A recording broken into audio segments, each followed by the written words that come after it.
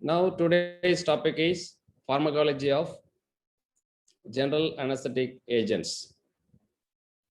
Session objectives will be, at the end of this session, participants will be able to explain the pharmacological aspects of various general anesthetic drugs. And they will be able to outline the basis behind choosing appropriate drugs for the given clinical situations. Session plans, general aspects of pharmacology, inhalational anesthetics, intravenous anesthetics, then clinical situations. What does the pharmacology deal with? It has two parts, pharmacodynamics and pharmacokinetics. In other words, they deal with what the drug does to the body and how the body handles it. So we are more concentrated on the pharmacokinetics now. On the left is the inhalational agent. When the inhalational agent enters the body through trachea and tracheobronchial tree and reach the alveoli. From the alveoli, it is taken up by the pulmonary circulation by the heart, and from the heart through the systemic circulation, it reaches the brain, it reaches the liver, and it reaches the kidney. In the brain, it produces the anesthesia. In the liver, it gets metabolized, and in the kidney, the metabolized end products are excreted. Regarding the intravenous agent, the drug enters through the venous blood. So that is the intravenous line, and it enters into the right side of the circulation and reaches the heart. From the heart, it reaches the brain, liver for metabolism, and kidney for excretion. In the brain, the intravenous agents produce the anesthesia. In the inhalational agent, we have certain concepts. That is MAC percentage, minimum alveolar concentration to produce anesthesia or immobility to pain in 50% of the patients or the subjects. That is the MAC percentage. How does this is going to influence the effect of inhalation agents? And the next we see is blood gas coefficient. So certain when the inhalation agent reaches the alveoli, it diffuses into the blood and gets dissolved. And what is the ratio? That is, how much is in the alveoli to how much is in the blood.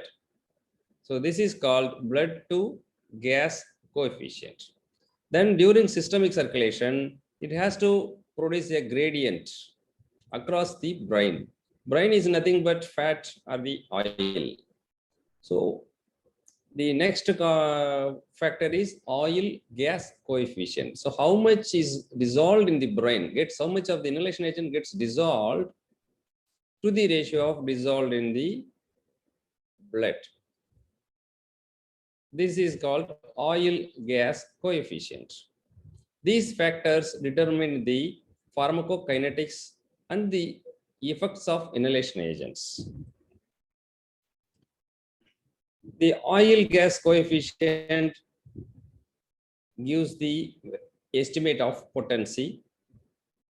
The MAC percentage is the alveolar concentration required to cause immobility in 50% of subjects. It also gives a value about potency.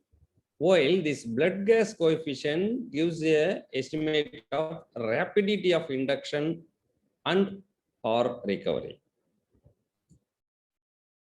To be specific, this table gives the inhalation agents with their MAC and potency values. So see here, the MAC is 0.75 halothane, while the oil gas coefficient is 224. That is, when the oil gas coefficient is high, you need lesser MAC value. That means halothane is more potent than these drugs, these inhalation agents.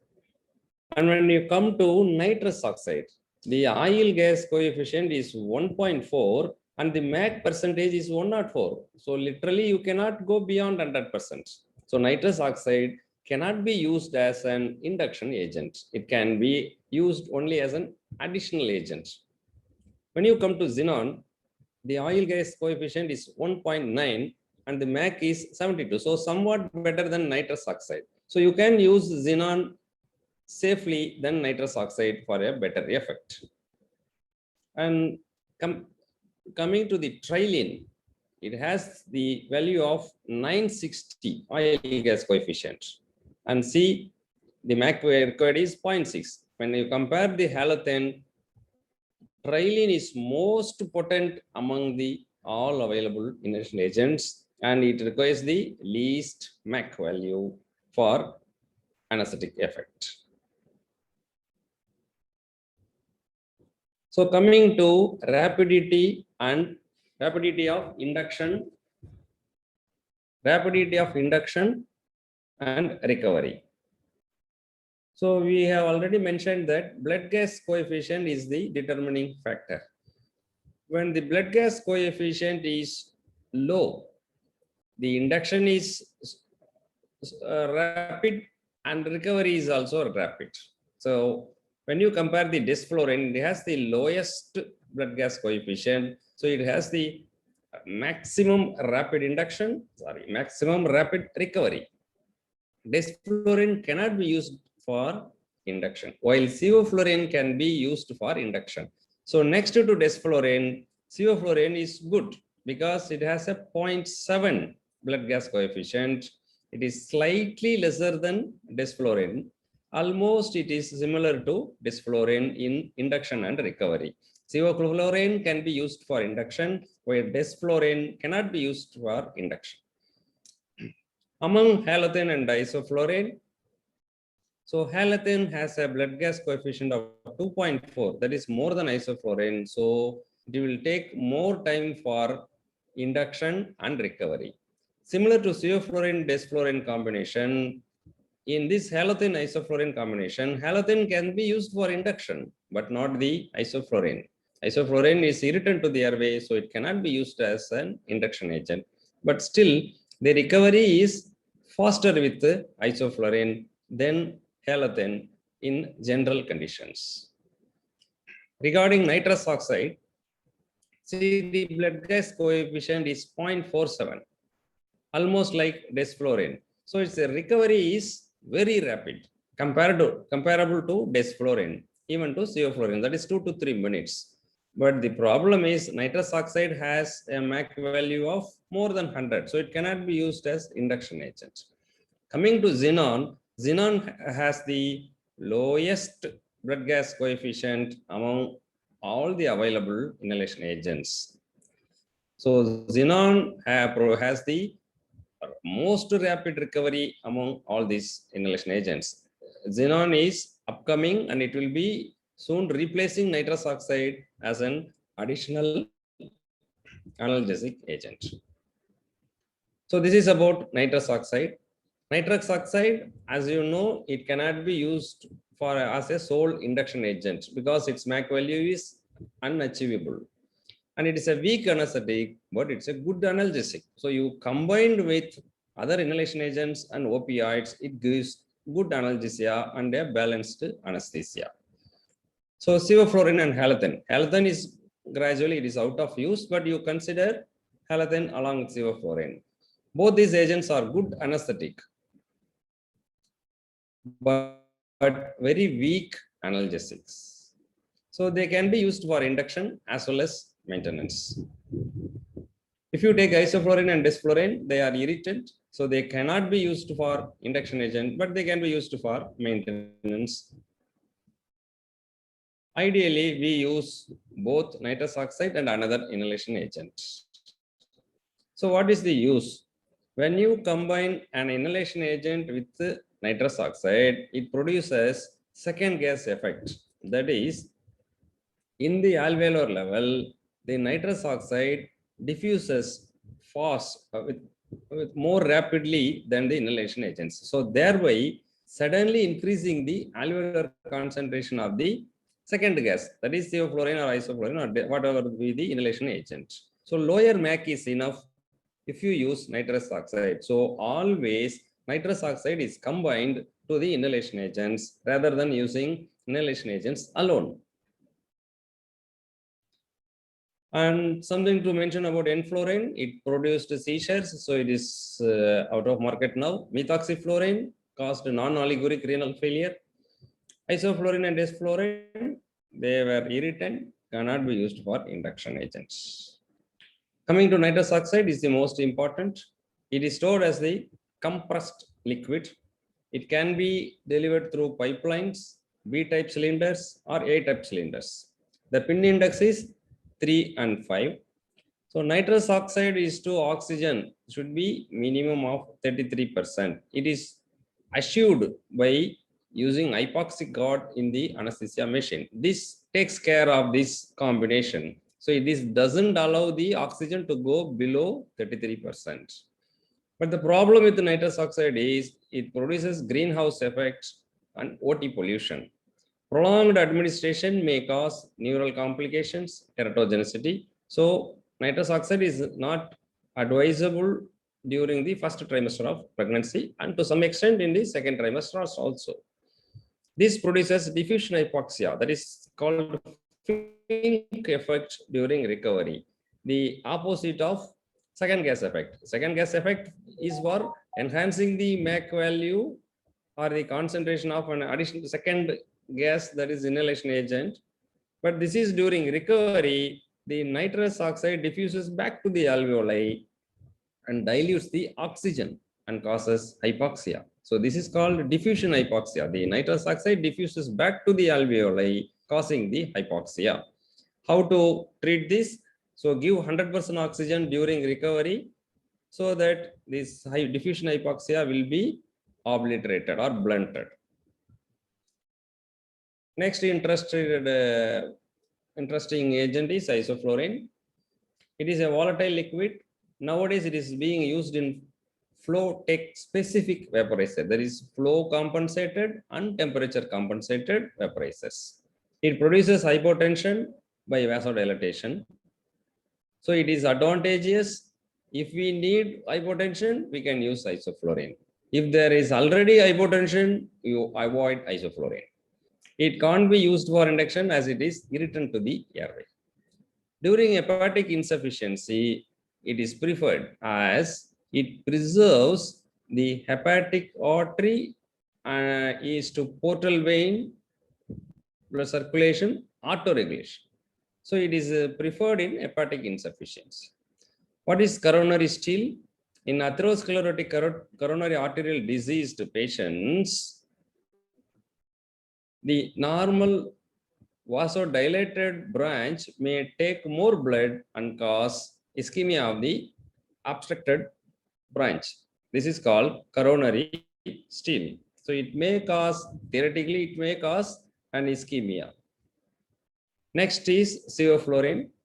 It is a volatile liquid. Again, it is used in the flow tech specific vaporizer, flow and temperature compensate. This is the choice of agent in induction, especially in children. This is very much cardiac stable, doesn't produce tachycardia or doesn't produce bradycardia. But the problem is it produces a compound A with very low flow anesthesia when we use circle absorber system, which is said to cause nephrotoxicity. So beware of the lower flow anesthesia. Don't go very low when you use sevoflurane. It is the best agent available as a rapid induction and rapid recovery. Almost it takes 3 to 5 minutes for induction and 3 to 5 minutes for the recovery. Desflurane is a volatile liquid, but it needs a electrically heated specific vaporizer. It can't be used for induction as it is irritant to the airways. This is the fastest recovery as it has the lowest blood gas coefficient. It is preferred in daycare anesthesia as it results in fastest recovery. And a few points about the halothane. This volatile liquid is used in a specific vaporizer. Previously, it was used in less precise prices like Goldman and all. Nowadays, halothane is going out of use, out of market. Halothane is a very good agent and it is used for induction. But the problem is recovery will be slow and there may be post-operative rigors. They are called halothane shakes. This was because of vasodilatation caused by the halothane. Halothane can cause bradycardia, arrhythmias, and hypotension.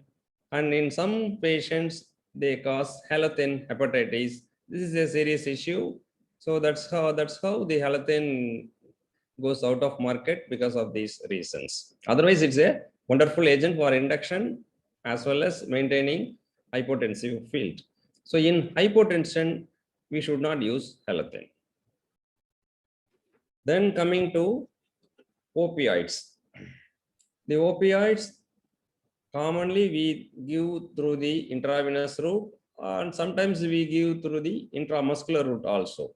So it enters the heart through the right heart circulation. Then from the heart, it reaches the brain, then gets metabolized in the liver, then excreted in the kidney. We have two terminologies when we describe an opioid. We have a potency and efficacy. What is potency? It is receptor occupancy. So how much opioid is needed to produce a specific receptor occupancy? Say there are 100 receptors. If you give 5 milligram of morphine, say 50% of the receptors will get occupied. And if you give 10 milligram, 90% of the receptors will be occupied. So this is called potency or the receptor occupancy. We will discuss in the next slide. The next one is efficacy. Efficacy is nothing but intrinsic activity. It goes and occupies the receptors. But what is the result? Whether it produces the needed effect. So that efficacy depends on the intrinsic activity. The intrinsic activity can range from 0 to 1. 0 means it goes and occupies the receptor but doesn't produce any effect. 1 is it goes and occupies the receptor and produces the maximum possible effect. So if you say 0.5, then it goes and occupies the receptor, but it produces only 50% of expected results. So here is the drug which has 0 efficacy, that is naloxone, and closer to it is nalorphine. Here we have efficacy of 1, say morphine, pethidine, fentanyl, sufentanil, remifentanil. And these drugs have in between 0 to 1, say 0.6, 0.5 to 0.6. So these are called pure agonists. These drugs are called pure antagonists, and these drugs are called agonist or antagonists, that are partial agonists. So this table gives you the equipotent doses. So pentazocine 30 milligram, buprenorphine 0.3, butorphanol 1 milligram, nalbuphine 10, morphine 10, pethidine 10, fentanyl 0.1 milligram. So when you look at this, which is more potent, and 0.1 milligram. This is the most potent among available opioids. When you compare pethidine and pentazocine, pentazocine requires lesser dose, that is 30 milligram compared to 100 milligram. So pentazocine is more potent than pethidine, but pethidine is a pure agonist, pentazocine is a partial agonist. This is the basic difference. While naloxone is a potent drug, but it is an antagonist. Coming to intravenous induction agents. Thiopentone sodium, commonly called pentothal. This is the ultra short-acting barbiturate, acts through the GABA receptors. The arm brain circulation time is 12 to 15 seconds. That is, when you inject in the arm, it reaches the brain in 12 to 15 seconds. Normal dose is 5 milligram per kg. It will be presented as powder, so it has to be reconstituted. Concentration optimally 25 milligram per ml is preferred.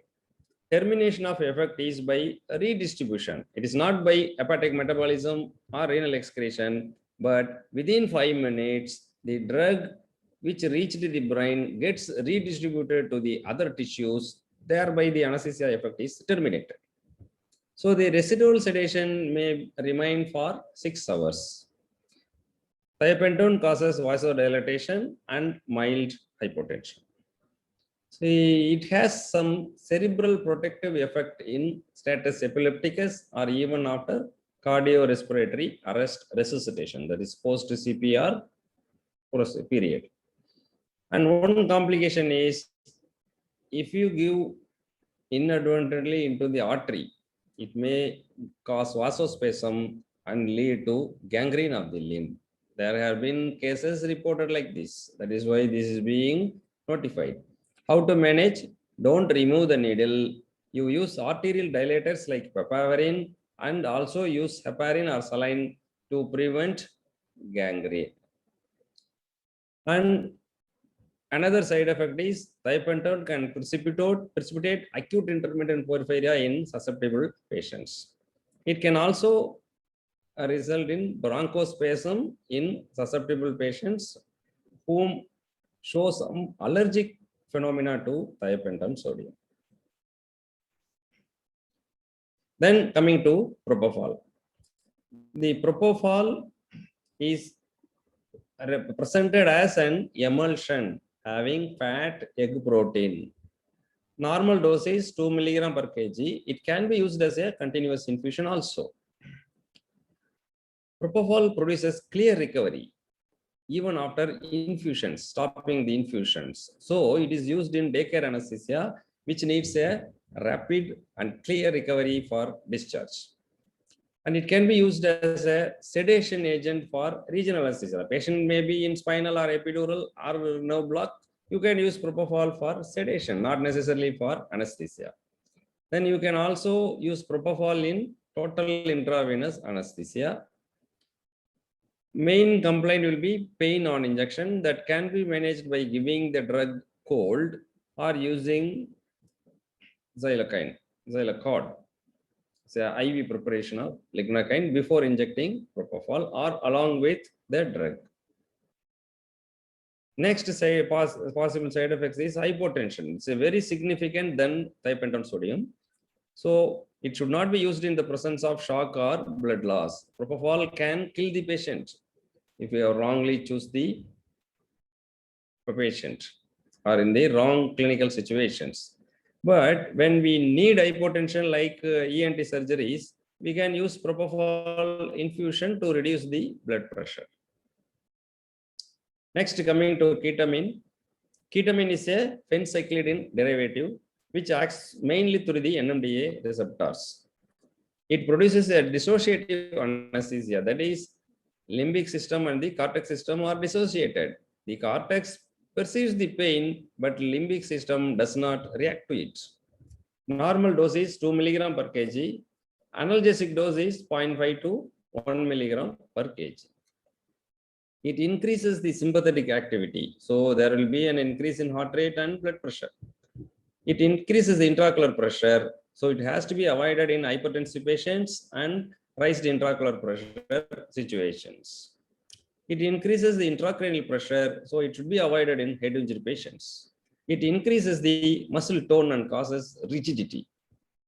It increases the respiratory tract secretions. So we have to use atropine or glycopyrrolate to reduce the secretions and side effects.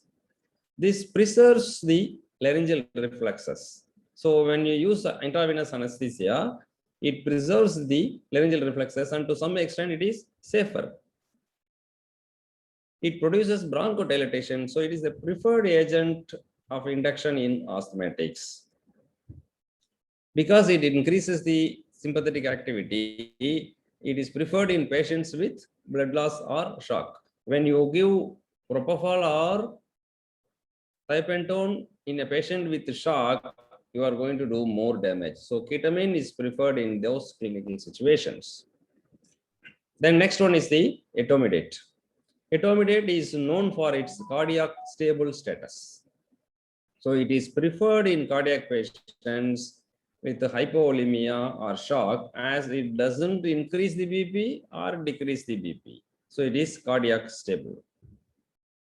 So that finishes the pharmacology of anesthetic agents.